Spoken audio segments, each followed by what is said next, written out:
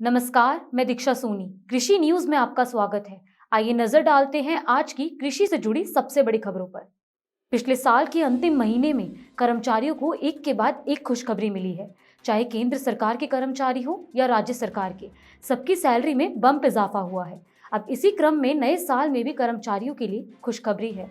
आपको बता दें, उड़ीसा सरकार ने एक बार फिर कर्मचारियों की डीए और डीआर में 3% की बढ़ोतरी की है।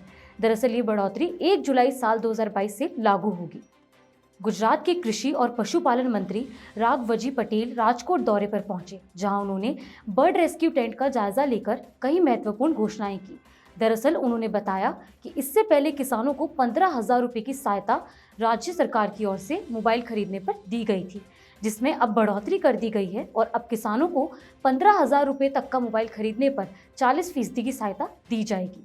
कृषि कार्य को बढ़ावा देने के लिए नाबार्ड द्वारा तमिलनाडु के तंजावुर जिले के किसानों को लोन उपलब्ध कराया जाएगा, जिसके तहत नाबार्ड ने वित्त वर्ष 2022 से 2023 में लगभग 7 करोड़ रुपए की राशि का प्रावधान किया है।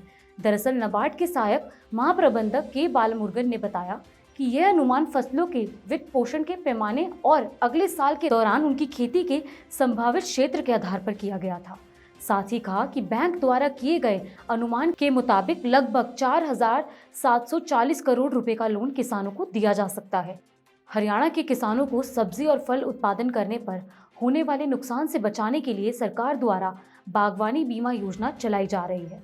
बता दें, इस योजना के तहत सब्जी और मसाला उत्पादक किसानों को 750 रुपए प्रीमियम जमा करवाने पर 30,000 रुपए बीमा राशि दी जाएगी और फसलों की खरीद पर 1,000 रुपए प्रति एकड़ का प्रीमियम जमा कराने पर 40,000 रुपए की बीमा राशि दी जाएगी।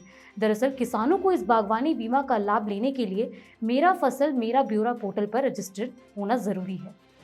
सरकार किसानों की आय दुगनी करना चाहती है, जिसके लिए कई योजनाओं के माध्यम से किसानों को फायदा पहुंचाया जा रहा है। अब सरकार की एक योजना से उन लाखों किसानों को फायदा पहुंचेगा जिनके पास खुद का ट्रैक्टर या कोई अन्य कृषि उपकरण नहीं है।